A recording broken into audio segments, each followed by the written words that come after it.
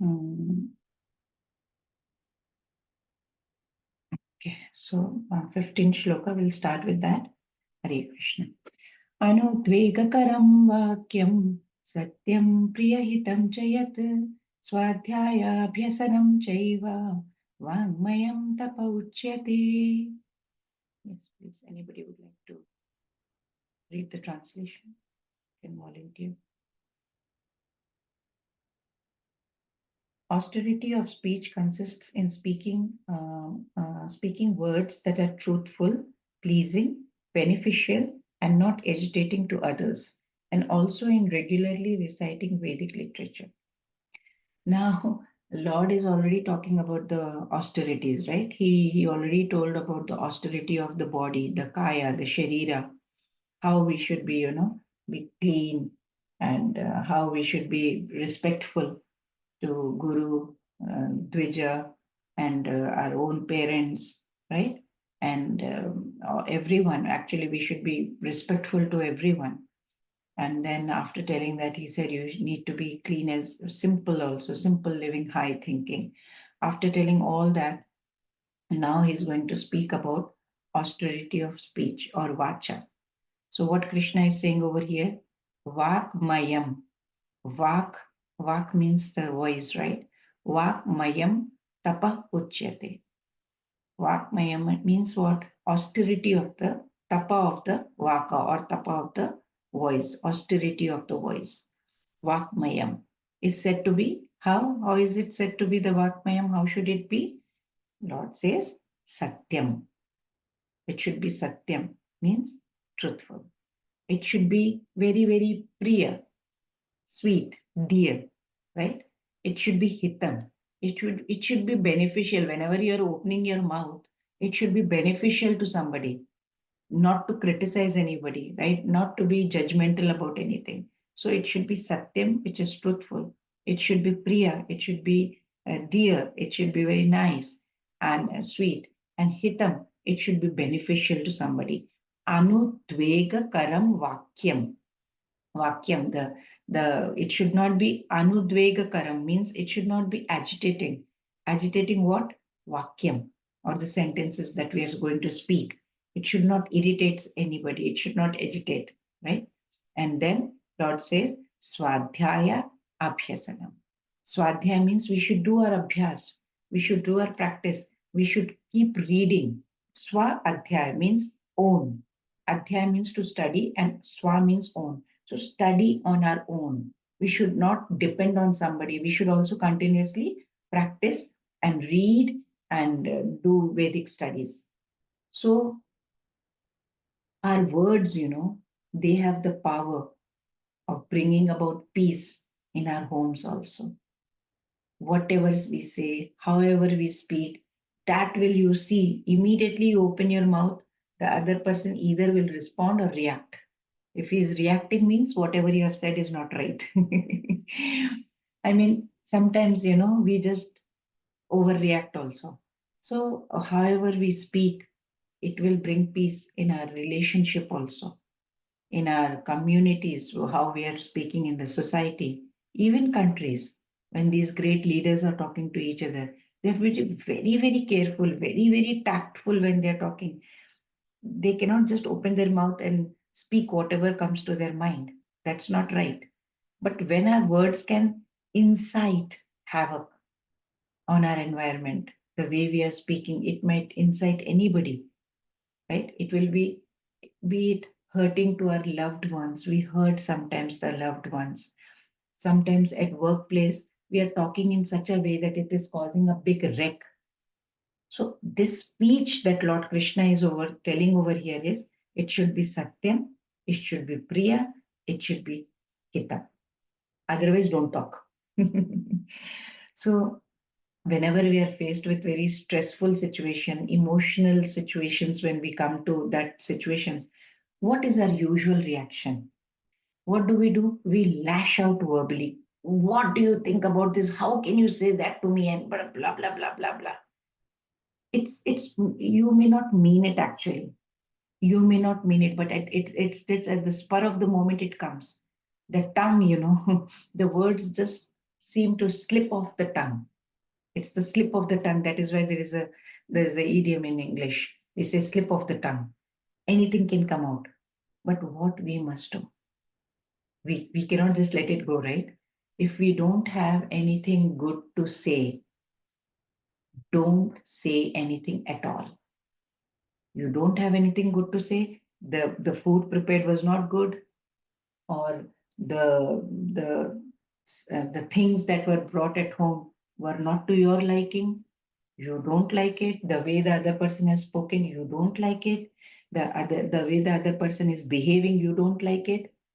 Good. You don't like it. Very good. But you do not have anything good to say, right, about it. Don't say at all. That's what is gurus and acharyas tell us. Prahlad, best example of this is Prahlad Maharaj. Prahlad Maharaj, how qualified he was to serve the Lord. He was always thinking himself that I am the lowest of the low. That's how he used to think. Whenever he would offer prayers to the Lord, he would not say, oh, I'm the best devotee of the Lord. Okay, Lord, will accept my offerings. No, I'm the lowest of the low. That's how he used to offer his prayers to the Lord. Prahlad Maharaj, he was a very, very pure, that Satyam, always honest, always Priya, always talking very dearly, and Hitam, always whenever he will open his mouth, he will be talking something that will be beneficial to others. That kind of Vaishnava he was. But then he also used to always think that I am unqualified to offer prayers to the Lord. That's how he used to say.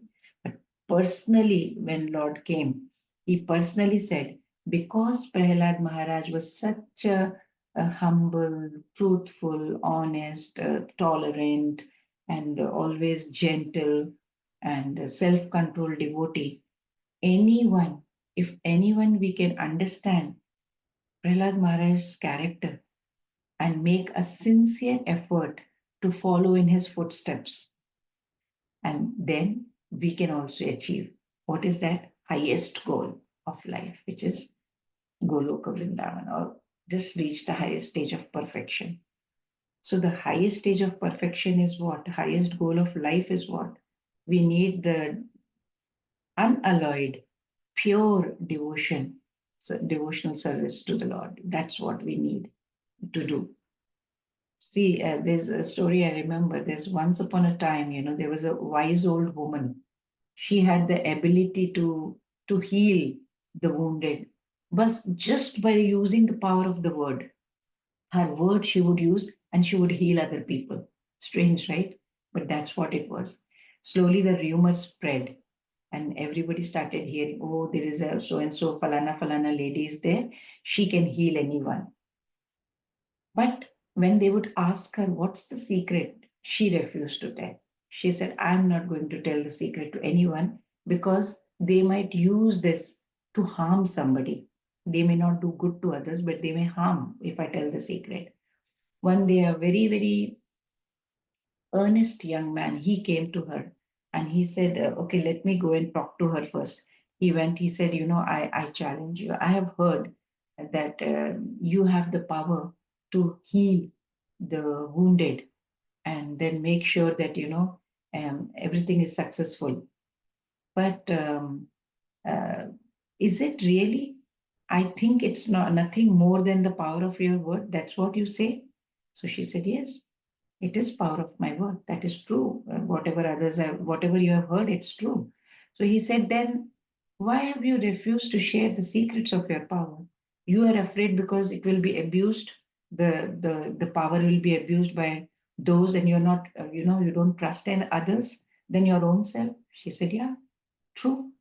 So he said, see, I'm an honest person. Satyam. I always speak the truth. If you share your wisdom with me, I may gain your power, but you can share it with me. What can I do to prove that I am Satyam, that is sincere, and I am worth taking your Vidya or the power? So she smiled at him and very kindly she said, see, I don't doubt your sincerity. I'm not saying that you're not worth it, or because your sincerity, I can see it is coming forth pouring out from your eyes, and you are definitely your worth. So, you are a good person, no doubt about it. As far as power is concerned, it's not mine. Power is not mine. It's God's, right? God has given me that. So I will teach you the secret. You will be able to access it within your own self, that power, but you have to follow my instructions exactly to the dot, as much as I'm giving it to you. So when a young man was very excited, he said, "Yeah, yeah, sure, sure, I will agree to whatever you're going to tell." So she handed him three scrolls, papers which are folded ones. And the direction there were different directions. The first scroll or the paper, it was to be opened at sunrise on the very next morning. That was the first instruction she said. So as soon as the instructions on the first scroll is followed to the letter, means exactly how it is written, then only the second scroll should be open.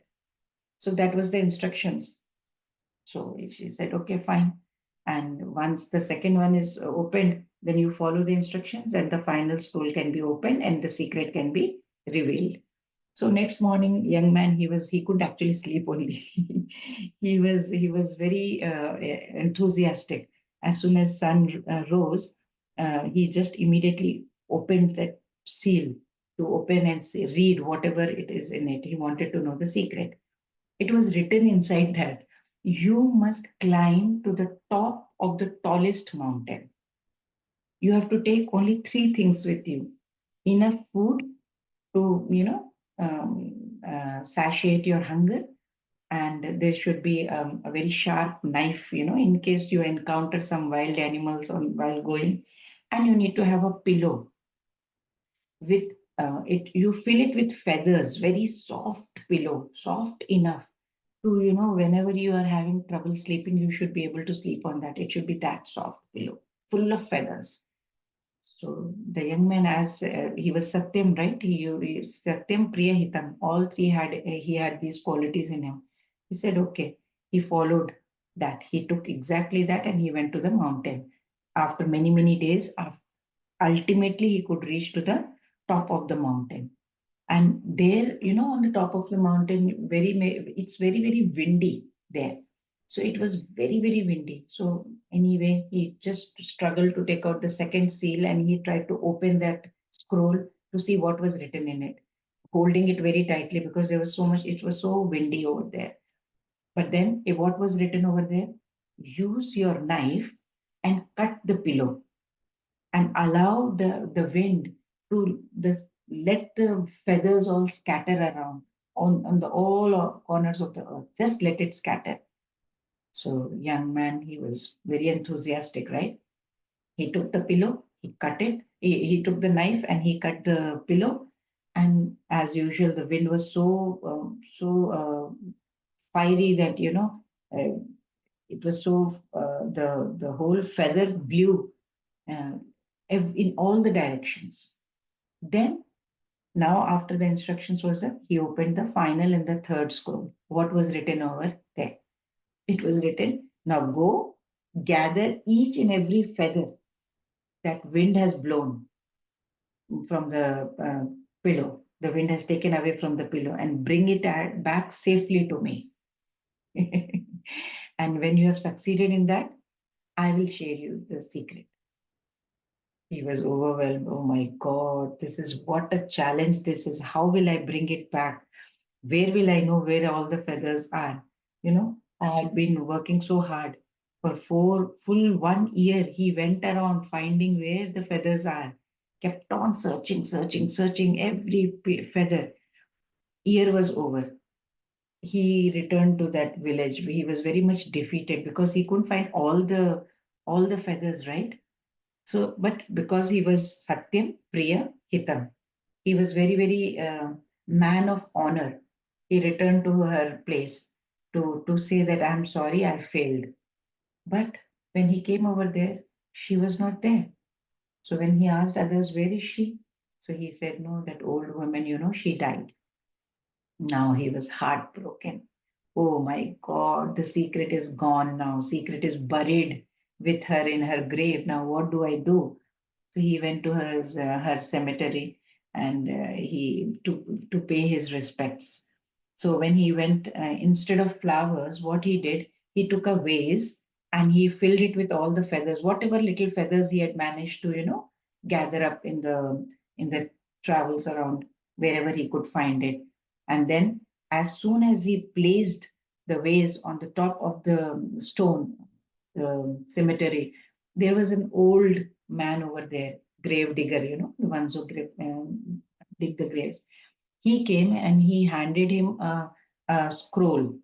He said, I'm sorry, I beg your pardon, sir, but I was told to give this to the first one who will visit the grave with feathers as a gift. Oh God. Young man opened the seal, and what was written in it? Like the feathers in your pillow spread by the wind, every word you utter goes out to the world, never to be returned. That was what the secret is. If you speak words of anger, if you speak words of despair, if you speak words of envy, if you speak words of, arrogance, they will cut through others like a sharpest knife, and you will never be able to fully undo that effect. If you speak words of love, of appreciation, of motivation, of encouragement, of kindness, of hope, you will never need to try. Your words will carry throughout the world like the feathers in the wind.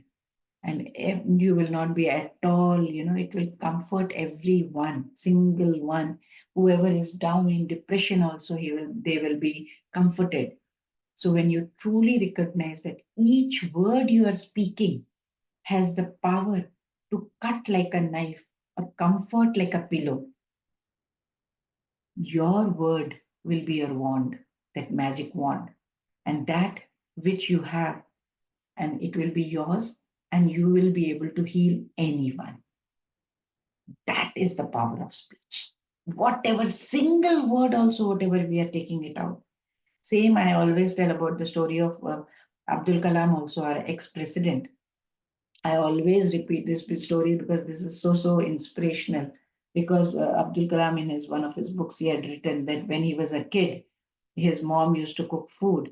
And one night, after, when they were sitting down for dinner, mom was very tired after a long day, and she was cooking vegetables and roti and all that. But the roti got burnt, and his dad was sitting right in front of him, and he looked at that overcooked or burnt roti, but he did not say anything. His dad ate very quietly, and he kept asking questions to Abdul Kalam, like how was the day and what all happened at school and all that. And at that night, while when he was about to go to sleep, he could overhear what he was telling, what mom was telling his dad. She was actually apologizing. Oh, I'm so sorry. You got the burnt roti today. And Abdul Kalam writes that I will never forget what my dad had answered. His dad had said, "See, I love burnt roti." Abdul Kalam was quite curious to know. So when he went to say goodnight to his dad, he asked, "Really? Dad, do you really like that burnt roti?" So he immediately hugged Abdul Kalam, his dad, and he said, "You know what? Your mother has put in a long day in working very hard in the house. She's tired. And what will happen? A burnt roti, it will not hurt anyone, but harsh words will always do." He said to Abdul Kalam that life is full of imperfect things, imperfect people, and he said, I am also not perfect, right? I also keep forgetting so many things. I forget birthdays, I forget anniversaries, just like everyone else does. So what Abdul Kalam's father said, in all these years, what I have learned is to accept everyone as they are with their faults and try to choose to whatever relationships we have, just celebrate that relationship whatever way it is, because life is too short. We cannot, one day we get up to see that it's our expiry date, right? We will be regretting, oh my God, why did I do that? So whatever it is, love the people, who treat you right. When they are treating you correctly and rightly, love them. And if they are not doing it, then just show compassion to them. That's it. So, because we need to enjoy life now, it has an expiry date, and we never know when is ours, right? So, austerity of speech, when we are speaking, it should be satyam, priyam, and hitam. Beneficial also. The other person is not going to benefit, don't talk. That's the practice, practice of recitation when we are doing Vedic mantras. It also includes, it is also included in austerities of speech. The even Manu, our first progenitor, he had written Satyam Bruyat Priyam Bruyam. Means what?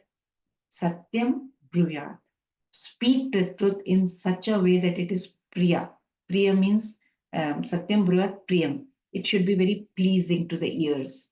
Na Bruyat Satyam Apriyam. Never speak the truth in a manner that will harm others. It is the truth, but don't speak it in a way that it will hurt somebody. Speak the truth, but in a very pleasing way. Priyam Chana Ritam Bruyat. Never speak, never lie, basically. It may be pleasant, but don't lie. Esha Dharma Sanatana. That is the eternal path of Dharma. That's what is written in Manusmriti also. Manu has spoken that. So this, tells us, again, I will just give a short story here, and after this I won't. There's a story of a king and his astrologers also. One day, king asked for his horoscope, and he asked his astrologer. He said, "Oh king, you know what? You are very unfortunate, really unfortunate person you are, king." Now we'll understand the saying that what Manu had said. Speak always in a pleasing manner. That's what we are going to get. He said, you know what? All your friends, all your relatives, they are all going to die before you, O king. And what have to do? You have to go through all these funerals, oversee all these funerals. He was very much troubled. He said, I don't like this astrologer. Throw him in the prison. Then he called another astrologer. He said, tell me, what do you think about it? He said, you know what, king? You are a very, very, very fortunate person. You will have a long life, and you will outlive all your friends, all your relatives. You will be the one who lovingly, you will be honoring everybody, and you will be the person who will be speaking at their funerals. He was very happy to hear that. He rewarded the second astrologer. Satyam Bruhat Priyam Bruhat. Speak the truth in such a way that it is pleasing to others. That's the example that comes to the mind. Both spoke the truth. Both spoke the truth, but you see the difference. Anyway, in this way, I won't take much time. Lord spoke about the austerity of a body. He spoke about the austerity of speech, that you have to speak in a very honest way. You have to speak sweetly, and it should be beneficial to others. And let's see what Lord has to say about the tapa, or the austerity of manaha, which is very, very important. Let's see that. मनः प्रसादः सौम्यत्वं मौनमात्मविनिग्रहः भावसंशुद्धिरित्येतत् तपोमानसमुच्यते. Hare Krishna. Yes, Akash Prabhuji, Hare Krishna. Hare Krishna Mataji. And satisfaction, simplicity, gravity, self-control, and purification of one's existence are the austerities of the mind. Hare Krishna. Krishna is describing different levels of austerity. We have spoken about the body, then he spoke how much speech is very, very important. Now Lord is going to touch base on something much more important than that. That is austerity of mind. Why is it important? We'll come to know through Krishna. Krishna says, Mana Prasada, satisfaction of the mind. Mana Prasada. It should be completely satisfied. Somyatvam, without having that, duplicity. Somyatvam means simplicity, right? Somya means soft. There should not be one thing in the mind, and second, you are speaking outside. There should be no duplicity when you are talking to anybody. The moment you're doing that, out. Maunam. So it should be, very grave. You have to be very grave. The mind. We're talking about the gravity of the mind, seriousness of the mind. It should be completely maunam. Atma vinigraha. It should be control of the self. Completely the mind, austerity of the mind should be able to control. Bhava samshuddhi. Purifications of one bhava or nature. Bhava means nature. So iti etat tapa manasa uchyate. Manasa uchyate means that is this tapa or austerity is of manas or mind. If we need to let our mind practice austere, if the mind has to practice austere, what do we have to do? We need to detach it from sense gratification. That will, then only we will have austere of mind. When we are chanting, when we are doing devotional service, it should be with complete focus. Then that focus will only come when we detach ourselves from sense gratification. Srila Prabhupada states, that we should train our mind.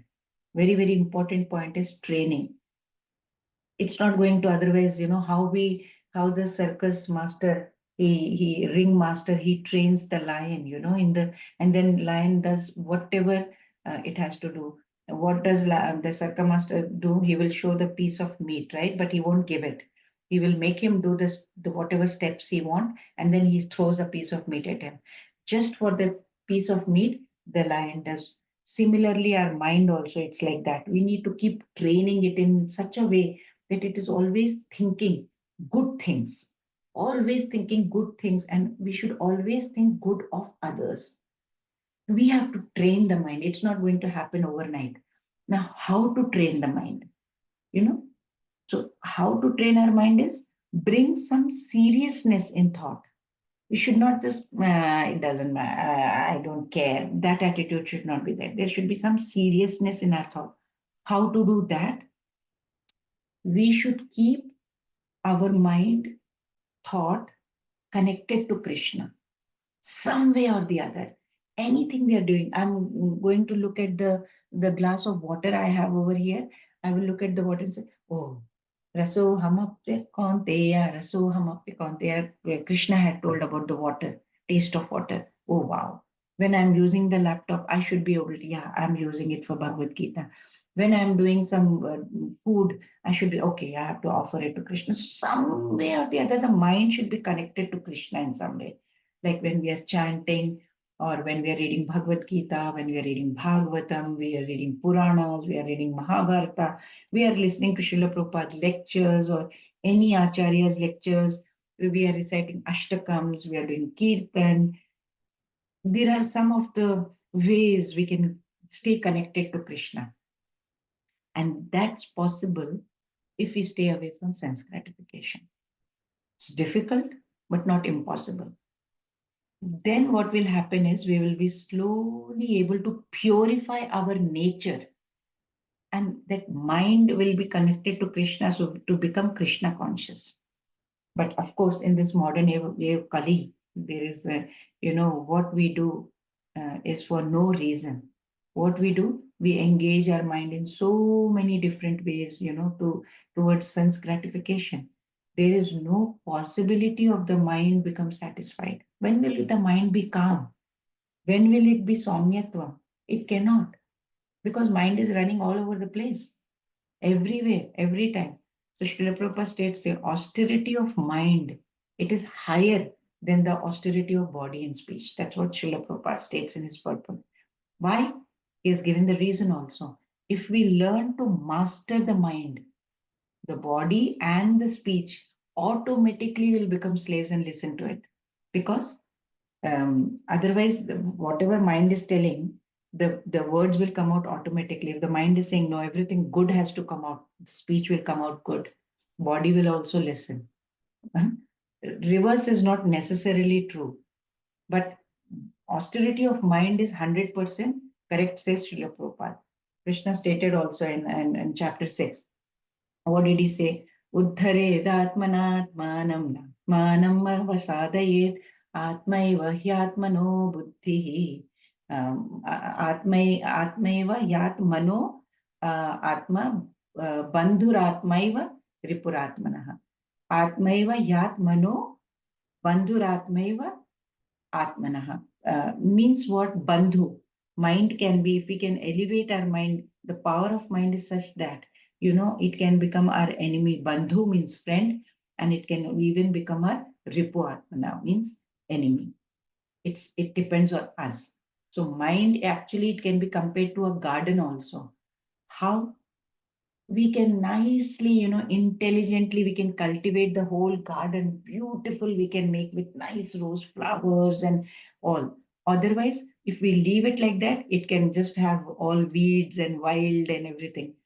So what do gardeners do? They cultivate that plot, they grow fruits, they grow vegetables and flowers, and they also make sure every week they will make sure that these weeds are all removed, right? Same way, we must also cultivate our own mind, which remove all the weeds, all the negative thoughts, and put all flowers, fruits, and all. So means flower, fruits, and all means all nice and good thoughts. And weeding means remove all the wild weeds, means remove all the negative thoughts of that. It is devastating otherwise. If we allow all these devastating, resentful, hateful thoughts to sit over here, then what will happen? It will weaken us. It will weaken our personality.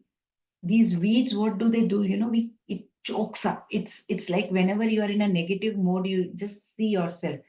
You're completely choked up. Your heart also does not, function properly. It's beating in a different vibration. It's not having a calm effect, right? But if the weeds are gone, then slowly, in our mind, the divine grace, that Lord is going to enter into our hearts. People, they imagine that, their thoughts are secret. Nobody will know what I'm thinking. It is there because externally nobody knows, right, what I'm thinking inside, because it's away from the sight, material sight. Nobody can see it, but they're not realizing that thoughts, it will it will forge, or it will develop the inner character. And inner character is developed, external personality also is developed because of the thought. Nobody can see, but that's what is going to happen. That is why when you look upon someone, you say, see, that so and so person, he looks so innocent, so simple. He looks so trustworthy. As soon as you see the person, you feel like trusting that person. And some other person you will see and you say, that person seems like a cunning, stay away from that person. Like that, we get these thoughts. In each case, it was the thought people have, inside, that sculpted their appearance. Whatever you are inside, that's how you will appear outside. We have learned in school also. We must watch our thoughts because they become words. We have to watch our words because they could become actions. We have to watch our actions because they become what? Habits. That's how habits become, right? And when we need to watch our habits because that's what becomes the character. And we have to watch our character because if we don't watch it, that becomes our destiny. It's so simple. It has been given and we have been reading since our childhood, but we are not applying it in our life. So it's very important for us to realize that we are harming ourselves with every negative thought that we are putting in our mind. So the moment we are keeping all positive thoughts inside, we are uplifting ourselves. That's what we need to understand from this shloka that Lord Krishna has given, that we need to be having a very calming effect to the mind. And austerity of mind is very important. And it can only happen just by doing Mahamantra, Hare Krishna, Krishna Krishna, Hare Hare, Hare Rama, Rama Rama, Hare Hare, with focus, with in a very prayerful mood, in a very calm, serene mood. Automatically the mind will be controlled by a very blissful austerity of devotional service. Now, having spoken about the austerity of body, then he spoke about the speech, then mind. What will Lord Krishna do next? He is going to summarize all this. So let's see the summary and the points from 14 to 16. So Lord has spoken about the body, austerity of body. that is worship of the Supreme Lord. We need to do Deva Dvija Guru Prajna. So, Supreme Lord, Brahmana, spiritual masters, superiors like father and mother.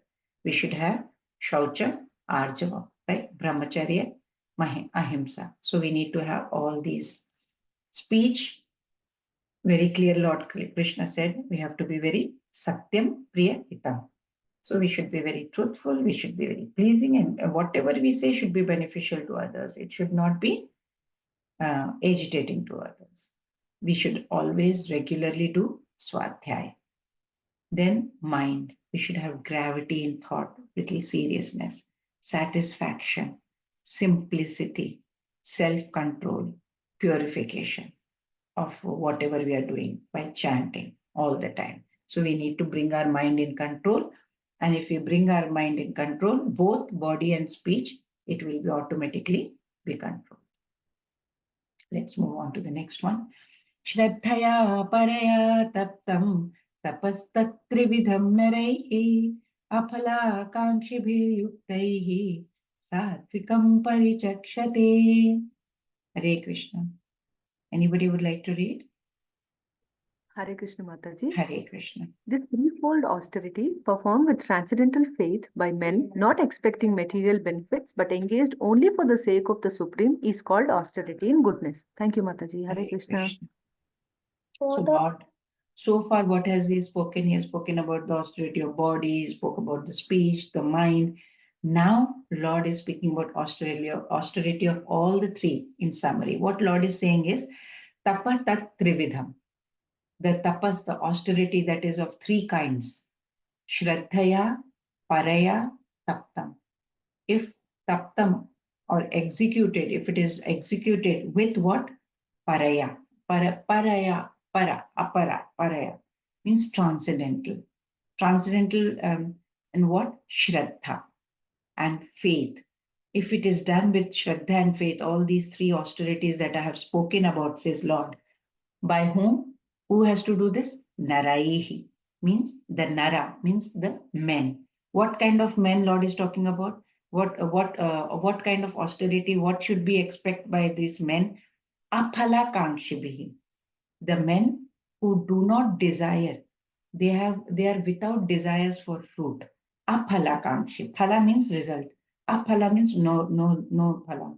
Akankshi, no desire. Kankshi means to desire. Akankshi means not desire. So, but at the same time, after doing this, they are yukta. Yukta means engaged in austerity, only and only for the sake of Lord. Then only they are called Satvikam Parichakshate. They are called that to be austerity in the mode of goodness. That's what Lord is telling. We need to have the threefold austerity performed with faith and not expecting aphala akangshibihi. So after describing the body, speech, mind austerities, Krishna is mentioning their characteristics when they are performed in the mode of goodness. What are the characteristics? So that's what Lord is saying. Lord is saying that, austerity, it will lose its purity if we are asking for some material benefits. Whatever austerity we may do, at the moment you're asking something, it's gone, right? It's not there. Like, God, oh, please give me. God, oh, I want some promotion. Oh, God, I want some extra money. But when austerity is performed in a way which is selfless, I don't want anything. I accept your love. I don't want anything except your devotional service. I don't want anything except your grace, mercy. That's it. I just need to be engaged to you all the time. That's what I want from you. Spiritual desire without any attachment to the rewards. And also, when we are doing austerity, faith should not dwindle. Sometimes faith dwindles. Something bad happens to you. Bhagwan to hai hi nahi. I don't know why I was doing so much of austerity. That's what comes out of our mouth. So the moment something bad happens in our life, gone. So that's the test, Whenever there is a failure, we should still remain steadfast. We should remain in that devotional service, whether it is success, whether it is failure, whatever it may happen. Practice, we should not leave. Whatever we are doing, continue to do that, even whatever calamities come in our life.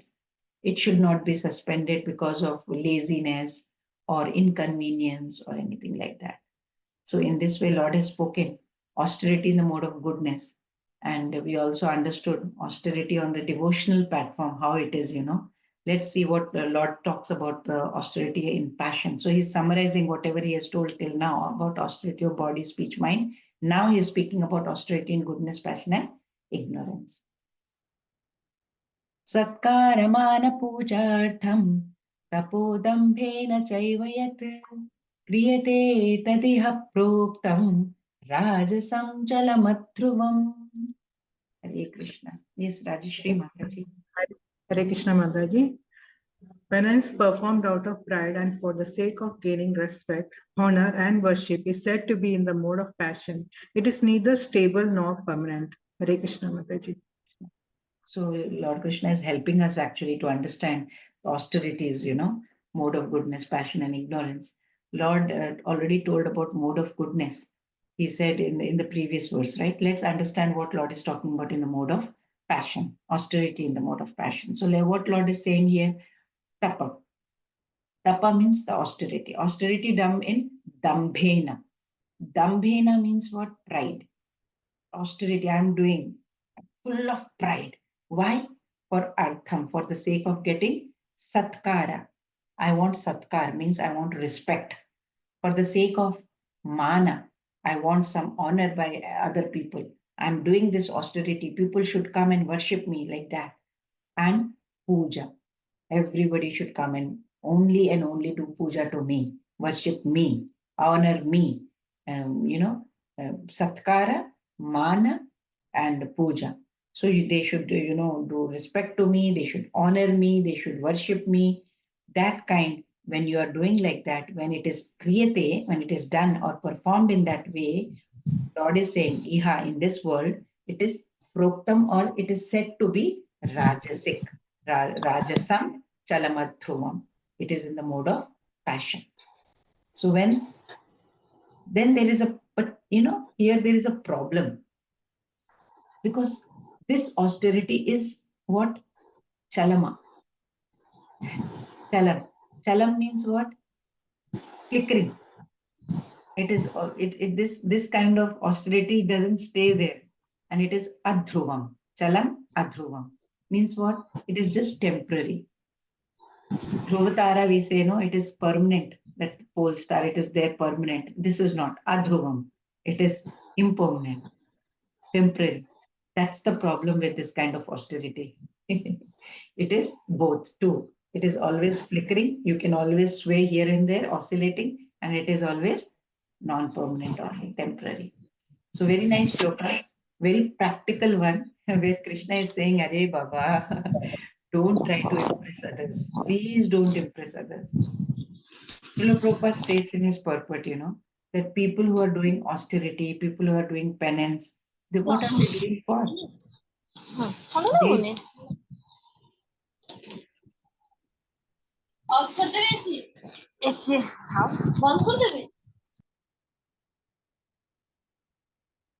So Srila Prabhupada is stating in his purport, people who do austerity, who do penance, for what? They just want to attract people. They want to get some satkar. They want to get some mana, and they want to get some puja done by other people. They want them to worship. But for that, what will they do? They will go to any length. But what is the guarantee that the person after doing all this will get all this? What is the guarantee? Persons in the mode of passion, what happens? They want to be worshipped by their subordinates, by chaplusi we say in Hindi, flatter. They want to flatter and let, they will do anything for them to get, offer riches and all that. They will do. They want to be worshipped by them. So they will try to do all kinds of hanky-panky things. Such things is very artificial. It is in the mode of passion, says Srila Prabhupada. Srila Prabhupada says, that if we do some austerity to show off or to be glorified by others, then these results are not going to be permanent. It will slowly, you will fall down. You will be degraded. When actually speaking, austerity itself means a very powerful tool because that can purify one very nicely. But not everyone is doing it with that kind of intention to purify themselves. For example, a politician, he works very hard day in, day out, rigorously, giving so many speeches and bhashan and lectures during election campaign, day in, day out, which is also a form of austerity, you can say. But what is the purpose? The purpose is I need to get the post, I need to get satkar, I need to get mana, I need everyone to worship me, and I need to get a lot of money. Same people who vote and put the politician on that pedestal, they also bring them down also. So that is also not permanent. It is achala adhruvam. So what's the point? And not every politician is sincerely trying to get a post and serve the nation, selflessly. Not everyone is doing sincerely, right? There might be exceptions, I don't deny that, but generally speaking. Similarly, if one is engaged in spiritual activities, for example, just to achieve honor and, some kind of adulation from the praise from people, motive is equally material. It's not spiritual. You are trying to be in the spiritual path, but that's motive is not correct. We should be very in a low profile, not to, gain satkara, mana, on all that. Then that austerity is in the mode of passion. Because if it's for the respect that you are doing, power you are doing, material rewards you're doing, then it's not. Vishwamitra also at one point of time just wanted to, he had a rivalry with sage Vasishtha. And for that, to get that power, he went and he did that austerity for tens and thousands of years in those days, that era. And he got it also, but it was full of pride, you know, gaining respect. I need to be on a higher level. So he got it, but it wasn't permanent. Ultimately, he came down and he bowed down to Vashishta and he became very much humbled. It's a long story, so I will not go into it, but that's what had happened. And people will go to any length to do that, to get a lot of respect and power and all that. That's not true. And that's not good, says Lord Krishna. And after explicitly telling us about the mode of austerity in the mode of passion, Lord is going to speak about the tapasya or the austerity in the mode of ignorance. Let's see that. मूढग्राहेणात्मनो यत् पीडया क्रियते तपः परस्योत्साधनार्थं वा तत्तामसमुदाहृतम्. Hare Krishna. Anybody would like to volunteer? Hare Krishna Mataji. Hare Krishna. Penance performed out of foolishness with self-torture or to destroy or injure others is said to be in the mode of ignorance. Hare Krishna Mataji. Hare Krishna. Lord spoke about how the austerity in the mode of passion is performed, but result, it is achala adhruvam. It is neither stable nor permanent. So now Lord is going to tell us about the austerity in the mode of ignorance. What is Krishna saying over here? Kriyate tapaha. The tapaha or the penance that is done or performed out of what? Mudha grahena. Mudha, foolishness. Grahena, foolish endeavor. Mudha, foolish endeavor, foolish practice if you are doing. Then what is going to happen is Atmana yat pidaya. What are you doing? You are doing pida. You are giving torture. You are giving pida to your Atma, to yourself. You are torturing your own Atma, says Lord Krishna. Pidaya. Atma yat pidaya. And parasya utsadhana arthamba. Parasyot sadhanarthamba means what? What are you doing? For the sake of causing to others. Parasya means to others. You are trying to cause harm to others also. Or tat tamasam udarhatam. If you are torturing your own self, or parasya utsadhana arthamya means for the sake of causing harm. To whom? Parasya, to others. Such austerity is udahratam, is called or is called to be, or you can say it's considered to be in the tamasam or mode of ignorance or darkness. Srila Prabhupada states in his purport, there are so many instances, so many examples of foolish penance that had been taken up. Srila Prabhupada states that Hiranyakashipu did that. He performed austere, severe austere. He wanted to become immortal. He wanted to kill all the demigods. What did he do for that? He prayed. He prayed to whom? Lord Brahma. He prayed with, all this, I want such and such things, this, that, everything he asked. But ultimately, what happened? He had to see his end. Lord, of course, Supreme Personality of Godhead came. That was in a way, fortunate for him. But that's not the right way to behave, right? That's not the right way to do the penance. To undergo penances for something which is completely impossible, it's in the mode of goodness. He wanted to be immortal forever. That kind of austerity that's impossible. That's you're being foolish. Muda grahena. You're being very foolish. You're endeavoring, but foolishly. Muda grahena means what? People who have confused notions. Idea, they don't have clarity in the idea. What do? They are doing austerity. But what are they doing? Torturing their own self. They are not respecting their own body. They don't respect the super soul inside. I'm so sorry. They are not following the teachings in the scriptures. They are just going and testing the limit of the body. That much torture they do. Krishna says, such austerities, it will not accomplish anything. Nothing. There will be no positive out of it. So there is no point torturing. Some people want to fast for God knows number of days without eating. Some people are going and standing in the sun for so long. Some people, you can see, they put their head inside the earth. Some people are just putting their hands up for number of years, months. There are so many diving the spikes inside them, torturing. What's the point? What kind of austerity is that? So in this way, Krishna, he has finished describing the austerity in the mode of goodness, passion, and ignorance. And before that, Lord had, in detail, he had spoken about, what did he spoke about? The austerity of body, speech, and mind. And now, after finishing this topic, what Lord is going to do is he's going to speak about something very, very extremely important. That is charity.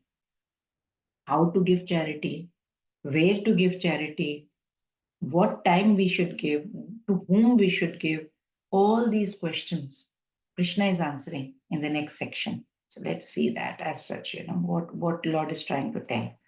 See, austerity, when we talk, it is training the body, austerity, to live in certain terms and conditions, very regulated, very disciplined way, austerity, penance, both are.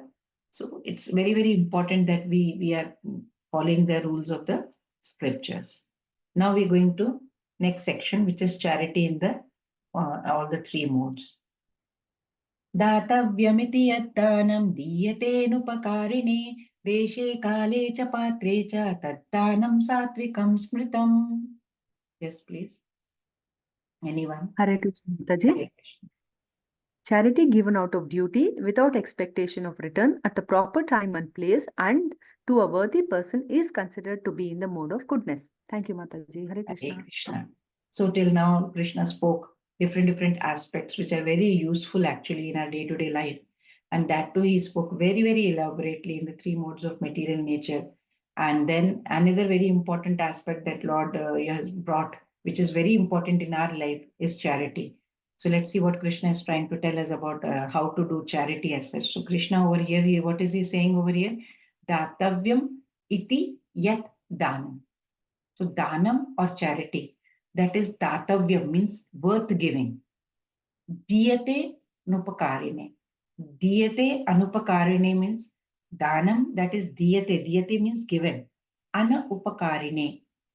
There is no expectation in return. Anupakarine. You are not expecting anything in return.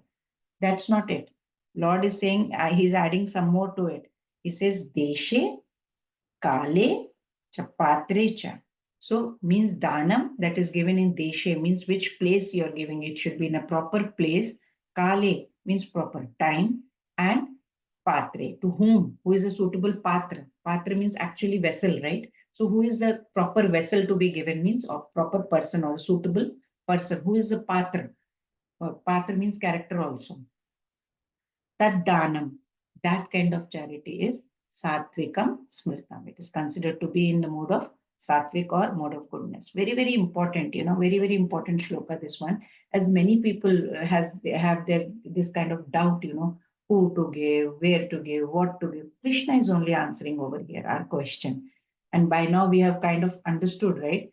So whenever there is mode of goodness, it means without any expectation. As soon as we hear the word mode of goodness, we know there should be no expectation and it should be done only out of duty. Only these two, no expectation and done out of duty whenever there is mode of goodness.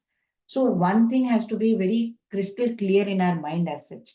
Whatever activity we do, it should be done for Krishna. It should be done for the pleasure of Krishna. That's all. We need to ask ourselves one basic question. Will this activity take me closer to Krishna? Why? Why do we need to ask that? Because we are not here to settle down permanently. We are here to transform ourselves and go back home, back to Godhead. We are not here settling here permanently. Charity to sometimes, to poor people, it's given out of compassion. But if that poor man is not worth giving charity to, when there is no spiritual advancement, then there's no point giving it to such a person, right? If we don't know what he is going to use it for. Like yesterday, I had accompanied my daughter to the farmer's market. I saw a woman with a child. She was sitting and holding a placard which read, please help, nothing to eat, no job. That's it, she wrote. I actually felt pity at that young woman because she had a very small child, small baby who was like breastfeeding baby. I asked my daughter if it would be appropriate to help her with money, give her money. Immediately, you know what my daughter said? No, mom, we should not. We don't know. She may be she may be faking it. Maybe she may be, into drugs. She may be just using the child for sympathy. We don't know. And when we don't know, then better not help with money. Maybe we can buy her some food, fruits, or something and give. So that's what need to be done. Don't give money. So charity, Srila Prabhupada also echoes this in his purport. He says that indiscriminate charity, it's not recommended in Vedic scriptures. It's not there. You cannot just think, okay, somebody will just take out money and give it. No, it cannot. We have to keep thinking, for what am I giving? Because that karma is going to come to us also. From the wealth that we have earned dutifully, that also we should earn rightfully, not by legal means. We should give it as a matter of duty to the right person, right place, right time. Dedicate it for the pleasure of the God, that charity. Give the charity to a person who is engaged in spiritual activities, like our Nam Nishta Prabhuji is building a temple that is for a very, very spiritual purpose. That is for all of us who can go and do our sadhana over there. So such purposes has a meaning. We can give charity. Even if you give food to people, then after 4 or 5 hours, they will still be hungry. If we give clothes, maybe 1 year, 1.5 years, clothes will of course be torn. I'll finish with this and stop. And then how long will it last? It won't, right? So, but if we give them Bhagavad Gita, Bhagavatam, or tell them how to chant, or maybe counsel them, or tell our friends to join and learn together, then of course, we can donate. Of course, we can donate to the temple that Nam Nishta Prabhuji is building. That's real charity. In this Kali Yuga, because, that is the best way. Soul gets credited. There are so many charity organizations, but we don't know. It's on face value, it looks different. What they are doing behind, we do not know. But are they actually using the donation for what they are telling us? we don't have any clue. So we should give and in a place which is known to us rather than place we don't know. That is why Lord said, Deshe, Kale, and Patre. We need to see that. It does not mean that we should not give roti, kapda, makan to others. Srila Prabhupada says, yes, you can, but real charity is spreading Krishna consciousness, says Srila Prabhupada. So in this age of Kali, charity we must give, as it is the means of purification. There is no other way. We need to purify ourselves. So charity is classified as proper or improper, good, bad. So it is all classified. That is what is mentioned by Lord Krishna in this verse. When it is offered freely from the heart to somebody who is actually worthy of taking it, and then it should be in proper deshe, proper kale, and proper person. Then it is in mode of goodness.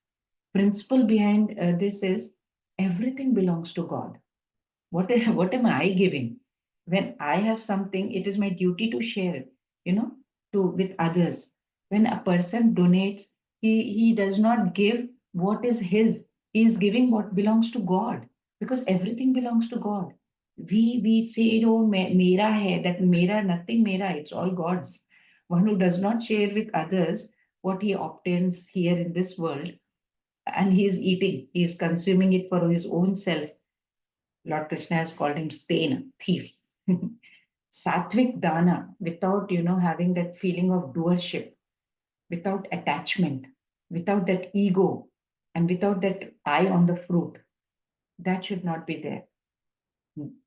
Left hand should not know what right hand is giving. That kind of charity is in the mode of goodness. We should not have that ahankar, I have given. So this is charity in the mode of goodness. Lord will move on to the charity of passion, and we'll see the points in the next class. I'll stop over here. Hare Krishna, Krishna Krishna, Hare Hare, Hare Ram, Ram Ram, Hare. Vancha kalpatarubhyascha kripa sindhubhyo vichapatitanam pavanebhyo Vaishnavebhyo namo namo. Ananta koti Vaishnavim ki jai. Hare Krishna. Everyone,